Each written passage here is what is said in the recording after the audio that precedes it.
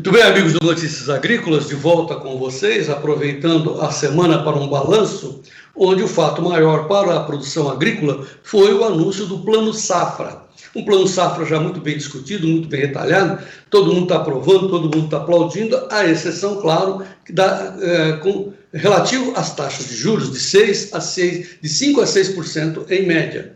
Quer dizer, para o produtor, a massa dos produtores que estão naquela faixa dos 20,80%, juros de 6%. Só que a Selic 2,25%. Aí vira uma grande indagação, uma grande desconfiança, para muita reclamação. Enfim, vou levar essa questão para Antônio Galuz, economista-chefe da FARSUL, Federação da Agricultura e Pecuária do Rio Grande do Sul, que está sempre conosco para nos tirar e esclarecer sobre esses assuntos importantes para a agricultura. Antônio, seja bem-vindo ao Notícias Agrícolas. João Batista, que prazer estar contigo hoje. Prazer estar com todos os nossos amigos do Notícias Agrícolas. Vamos falar aí sobre esse assunto tão importante que é o Plano Safra. Meu amigo aqui atrás, ele produz cana, né? Ele movimenta um exército e, em compensação, eu olho cada pauzinho de cana ali e falo, $1, pauzinho de $1. Que bom para ele, que bom para nós, né, Antônio? Que bom para nós que temos uma produção, né, de dólares ali na janela para o país, né, se manter nesse pandemônio. Agora, ele vai ter que pagar 6%, Antônio. E a Selic 2,25%. É verdade. João Batista, primeiro deixa eu fazer rapidamente trazer uma percepção sobre o Plano Safra. O Plano Safra ele foi o melhor do que foi possível, deixar isso bem claro, melhor do que foi possível, porque nós temos dois momentos muito distintos ao longo dessa caminhada do Plano Safra. Primeiro, antes da pandemia, quando nós tínhamos uma perspectiva que o Brasil cresceria entre 2,5% e 3%. Estamos lá no início do ano, esperávamos que 2020 seria um ano de recuperação da nossa economia, enfim. Para tudo que nós olhávamos, só enxergávamos coisas boas.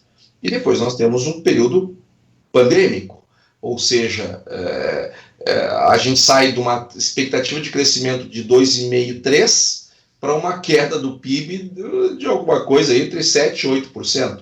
Então, é muita diferença, mudou completamente a perspectiva para a economia brasileira. E, por conta disso, também a percepção de risco. Risco do mercado, risco dos agentes financeiros. Vamos recordar aqui a nossa última entrevista, quando falávamos da necessidade do governo tomar medidas que não são medidas usuais, são medidas bem fora da cartilha, porque justamente os bancos estavam empossando liquidez. Nós não podemos empossar liquidez no agro. Ou seja, não adianta eu ter um juro que no dia do anúncio fica lindo, o pessoal vai em êxtase aplaudir, e chega na hora de tomar o crédito, o dinheiro não existe, porque o agente financeiro diz, muito bem, a este valor eu não empresto, o dinheiro é meu e eu não vou emprestar. E o assunto Como assim? Como o dinheiro é dele? Sim, o dinheiro não é do governo, o dinheiro é do banco. O dinheiro do Plano Safra é do banco, não é do governo, não é. Os recursos que são emprestados para os produtores não é do governo. Desde os anos 90, o dinheiro são dos bancos, o recurso ele é bancário, e ele vem dos depósitos à vista, dos compulsórios sobre os depósitos à vista, aquele dinheiro que nós temos em conta corrente, todos nós tiramos um extrato, está ali um determinado valor, quando positivo, né, quando está no cheque especial não, mas quem tem um recurso positivo no banco, uma parte daquele valor você não sabe, mas está preso lá, retido no Banco Central, por uma questão de controle inflacionário. Por isso que tem aquela famosa corrida aos bancos, etc. Uma parte daquele recurso o banco pode destinar, ele pode destrancá-lo, desde que seja emprestado a título de custeio ou comercialização. A outra parte do crédito rural, ela vem dos depósitos em poupança, das cadernetas de poupança.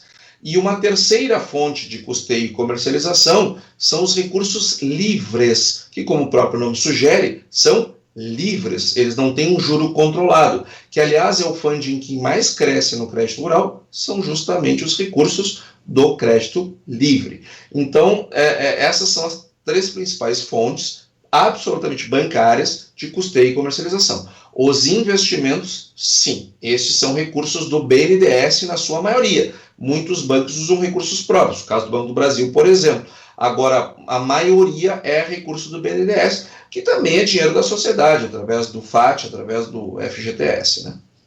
Quer dizer, desses 236,3 bi que o governo está colocando para o produtor rural, ele está tirando dos bancos. Não, não é isso. É que os bancos estão com o dinheiro parado, não vão utilizar. Se eles pudessem utilizar, eles venderiam esse dinheiro, é disso que se trata, a juros de balcão. Quanto que é o juro de balcão hoje? Caiu para 7, 8? Ou ainda continua 12? Balcão. Depende do produtor. Tem produtor aqui que nós conhecemos que está pegando dinheiro estava antes do anúncio do Plano Safra a 5,5. Tem juro livre abaixo do juro controlado. É por isso que nós debatemos tanto com essa questão do Plano Safra, o quanto isto ainda é necessário. Porque o que acontece, João Batista, e avançando um pouquinho, inclusive, né, no entendimento das razões pelas quais o juro não dá para ser abaixo de 6. O crédito rural brasileiro, o juro controlado brasileiro, que sai, de novo, dos depósitos à vista, dos depósitos em poupança. O Brasil é um país que direciona crédito. Ele diz, banco, tu pode ter caderneta de poupança, desde que tu empreste ou para o imobiliário ou para o rural. Ou seja, eu deixo tu captar, mas eu digo onde é que tu pode colocar o dinheiro. E eu estabeleço a taxa, mas o dinheiro é dele. Os depósitos à vista, a mesma coisa. Tem que ficar com esse dinheiro parado em compulsório bancário. Todos os países do mundo têm compulsório bancário, não é uma coisa brasileira.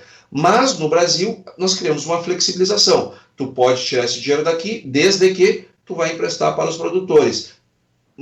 Porém, no juro que eu determinar. Okay, ou seja, o juro, é daí que vem o juro controlado. Ok, está me cobrando 6%, aí vem a explicação. Se eu tivesse colocando esse dinheiro lá no balcão, eu estaria ganhando bem mais. Para compensar, se você baixar essa taxa de juros, não me interessa emprestar esse dinheiro no valor abaixo desse, porque não me compensa, não paga os meus, como é que chama isso? Custos de transação, que são custos fixos para ele, é isso? Exatamente, João Batista. E isso é o legal aqui do Notícias Agrícolas, que nós temos a oportunidade de explicar as engrenagens da coisa para que o nosso produtor brasileiro fique realmente bem informado e entender bem como as coisas funcionam. O que acontece? No juro livre, no crédito livre, o banco pega o dinheiro dele e empresta para o João Batista. A que juro? Ao juro que o banco entende que o João Batista deve receber em razão do juro, do risco que ele gera para o agente financeiro. Livre. O juro controlado, o governo diz o seguinte, banco, eu te deixo tu tirar o dinheiro da poupança e botar para lá. Mas tu vai preencher toda essa papelada aqui, ó, para provar para mim que tu tirou o dinheiro da poupança e botou lá. Aí o banco diz assim para o governo, mas governo, aí eu tenho que ter um monte de gente, um monte de estrutura aqui para preencher, para te provar essas coisas. Mas tem que fazer. Tá bom, vou fazer. O banco, sabe aquele depósito à vista lá que vira compulsório e eu deixo tu tirar para botar no crédito rural? Tu tem que me provar que tu botou no crédito rural. E como é que eu provo? Tem que preencher toda essa papelada aqui, ó. Tem que preencher tudo isso aqui. E tem todo esse regramento do Manual do Crédito Rural e tem todas as regras da CVM e enfim, de todo o regramento brasileiro. Tem que preencher. Aí ele vai lá, preenche todos. Eles precisam de gente para fazer isso. Eles têm um custo fixo. Além do mais, para atender sobretudo a agricultura familiar, se tem um contingente de funcionários grande, maior do que o necessário, porque precisa atender pessoas que têm um ticket médio de 15 mil reais de tomada de crédito. Então, numa operação com muita agricultura familiar, eu passo a ter um custo fixo muito elevado de agência. E eu preciso, para preencher toda essa papelada, eu também tenho um custo fixo. Então, para o banco, muitas vezes, é mais barato, com Selic baixa, olha o que eu vou dizer, com Selic baixa, às vezes é mais barato o banco, ele ganha mais dinheiro emprestando mais barato do que o juro controlado, o recurso que ele não tem que dar satisfação para o governo, do que o dinheiro que ele tem que dar satisfação para o governo, porque ele tem custos de transação muito altos. Por que isso acontece, João Batista? Porque o nosso sistema de crédito rural foi criado para funcionar no tempo da Selic alta. Quando a Selic está 10, está 12, está 8, que seja, o nosso sistema de crédito rural ele funciona bem, porque os custos fixos dos agentes financeiros, eles se pagam com esta Selic mais alta. Agora, com a Selic de 2,25, o banco, o custo operacional dele, o custo fixo, só de preencher a papelada para o governo e de atender, sobretudo, a agricultura familiar, é maior do que esses 2,25. Então, eles têm os custos fixos deles e a Selic está aqui. A Selic vem caindo. Chegou aqui, igualou os custos fixos, a Selic pode baixar o que ela quiser, porque eles têm esse custo fixo. Tudo que eles emprestarem abaixo disso, eles vão ter prejuízo. É isto que se chama, e essa tentativa de cobrir esta diferença, que são os custos administrativos e tributários, que nós aqui já cansamos de criticar esses custos tributários aqui no Notícias Agrícolas. Antônio, Antônio da Luz, economista-chefe da Farsul, nós estamos aqui fazendo a defesa do produtor e não do banco, mas você está explicando direitinho a sistemática e as dificuldades, enfim, desse sistema. Não que você aprove, aliás, você quer que o juro reduza a zero, né? O que eu estou tentando aqui fazer é mostrar para o nosso produtor o que tem de um lado do balcão e o que tem do outro lado do balcão. Para eu ter sucesso numa negociação, eu preciso entender mais do outro lado do que do meu próprio lado. Perfeito. Então a gente tem que entender o que se passa lá. Mas eu não defendo esse modelo de crédito rural. A defesa que eu tenho é completamente diferente. Segura bem o produtor e ele no mercado vai pegar mais barato. Porque então, aí que nós vamos entrar aí. Deixa eu só, antes de chegar no mercado que é mais barato, porque você já usou esse exemplo.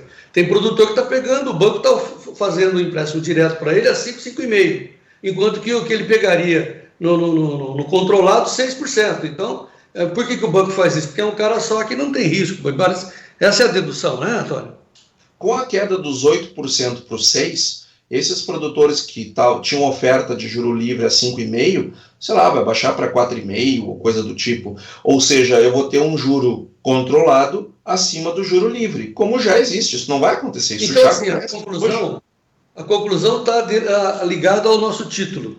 O juro é de 6% por causa do risco do produtor. Se o produtor tiver um risco menor, cai para ele, é isso? O juro de 6% está atrelado a duas coisas. Número 1, os custos fixos do banco.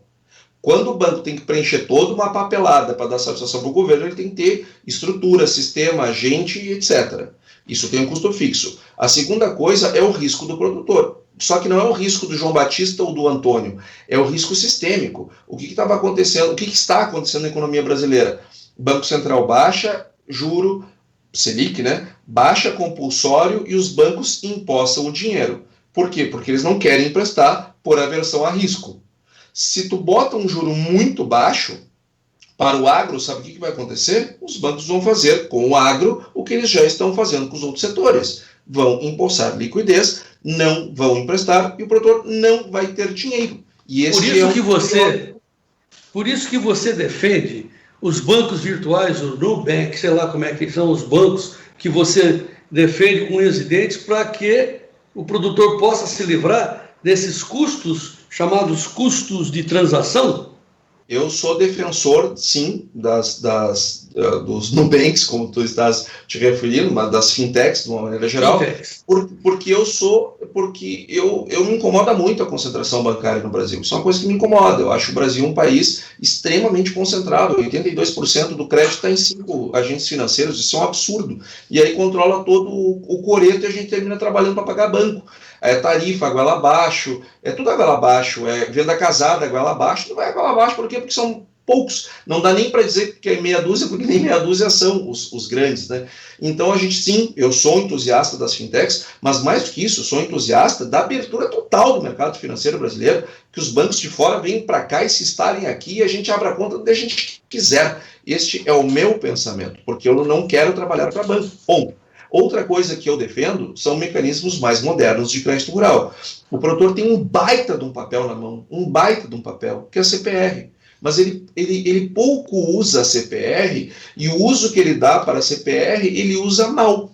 Por que ele usa mal? Porque geralmente ele usa essa CPR para dar garantia para o banco, quando tinha que ser o contrário. Ele tinha que dizer, olha, eu tenho essa CPR, isso é um recebível e isso tem valor no mercado. Então, quando a gente imagina um produtor com um seguro, um bom seguro de crédito para ele, que uma seguradora vem e diga assim, olha, João Batista, eu seguro essa tua CPR.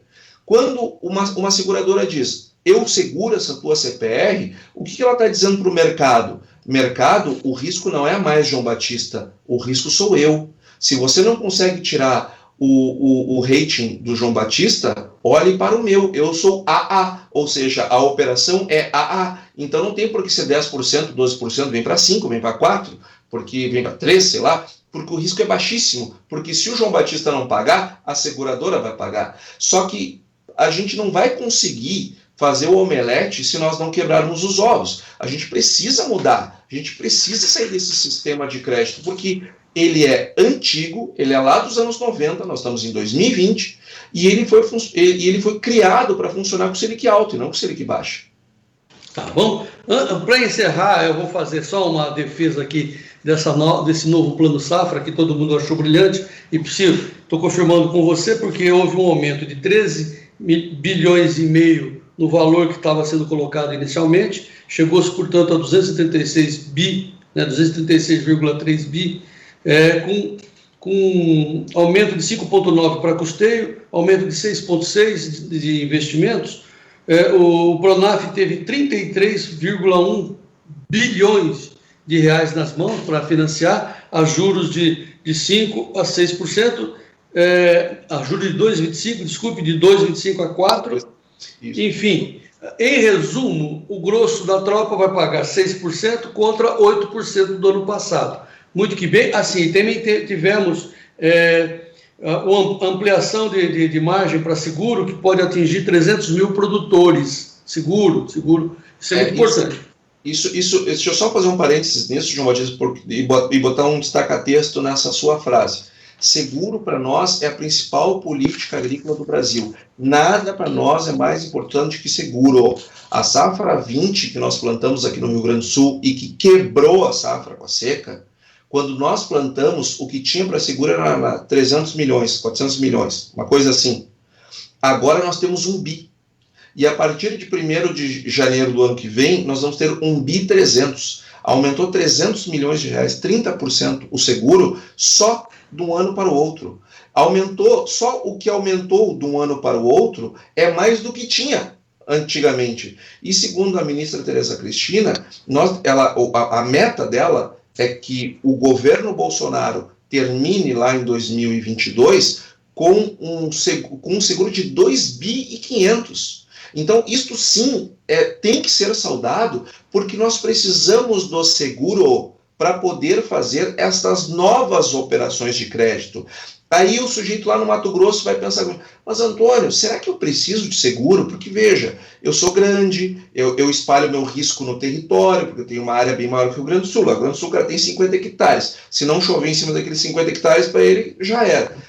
50 hectares aqui, para mim, é menos do que um talhão. Então, eu não tenho tanto risco. E outra coisa, o clima aqui é mais comportado no Centro-Oeste. Então, eu não consigo ver tanto valor no seguro. Você está olhando só para o seguro de safra.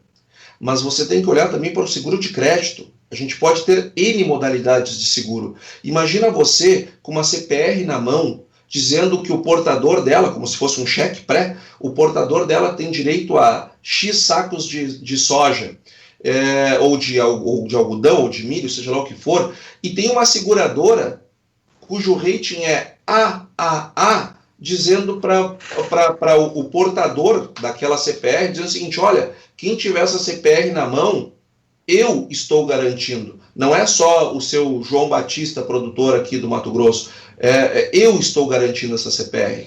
O seu juro cai de 12 para 4. Então, só que isso são operações de mercado, isso a gente só consegue fazer com a ampliação do seguro. Então, o Plano Safra, para mim, o ponto alto dele é o aumento do seguro. Próxima pauta, seguro, CPR o Antônio da Luz. Para encerrar, como sempre, é espaço para você se dirigir para alguém, mas eu deixaria essa colocação. Portanto, tivemos um bom plano safra, todo mundo aplaudindo, taxa de juros todo mundo reclamando, mas o Antônio da Luz está dizendo que é por causa do risco do produtor, risco sistêmico, não o risco do produtor. O produtor está enfiado no risco sistêmico e dos custos do banco, mas o Antônio da Luz defende as fintechs e uma reforma total nesse plano. Porém, tem a tal da realidade. Né? O Antônio disse, melhor 6% do que faz de conta. Muito que bem. Mas a realidade é essa, Antônio. Tem os quebrados, não adianta falar, dividir a agricultura em pequenos, médios e grandes. Vamos dividir entre os quebrados, os que não conseguem, e os, portanto, muito risco, e os que têm, conseguem ter menos risco. Qual é a dica para ambos os dois conjuntamente? Aí tu entra, inclusive, num ponto bastante nevrálgico, né, que são aqueles produtores que não são atendidos pelo mercado bancário, porque foram excluídos do sistema financeiro. Aliás, uma característica do nosso crédito rural. A cada ano que passa, mais produtores são expulsos do crédito rural. Quando a gente olha o gráfico, é uma coisa assim, assustador. Ano após ano, nós temos cada vez menos produtores acessando o crédito rural, o que é uma prova que esse sistema, do jeito que está, não serve mais e a gente tem que modernizá-lo. E que bom que a ministra está fazendo esse processo de modernização através do fortalecimento do seguro. Que bom que o presidente Bolsonaro estava na solenidade da abertura do novo Plano Safra, porque isso dá peso para as decisões que estão sendo tomadas, que não são poucas e nem modestas. Então, tudo isso leva para uma mudança de trajetória. Só que esses produtores que estão alijados do crédito rural, que estão tomando crédito caro, eles podem ter uma melhora no seu custo de crédito se, por exemplo, se o governo não pode ajudar com o crédito deles, porque não acessa o banco, se eles tiverem um seguro, eles podem, com as CPRs deles, com as tomadas de créditos em revendas, tradings, cerealistas, etc., pelo menos pegar um juro mais barato, porque tem alguém garantindo aquele papel que ele emite. Isto ajuda esses produtores que estão com mais dificuldades. E sempre lembrando, o Plano Safra, o objetivo do Plano Safra não é renegociar dívida. Não é renegociar dívida. Agora, inegavelmente, nós temos bolsões de endividamentos muito pesados, muito pesados. Não é o momento de falar isso ainda, embora a ministra já deu uma dica no seu discurso, que tem coisa nova aparecendo aí junto do BNDES. Nós aqui, inclusive, estamos participando da construção de uma Fala isso para o jornalista. Porque ontem eu estava discursando, não tinha jornalista. Agora aqui tem. Você fala um negócio desse que você já está sabendo. Então conta aí, qual é? Para deixar conta aí.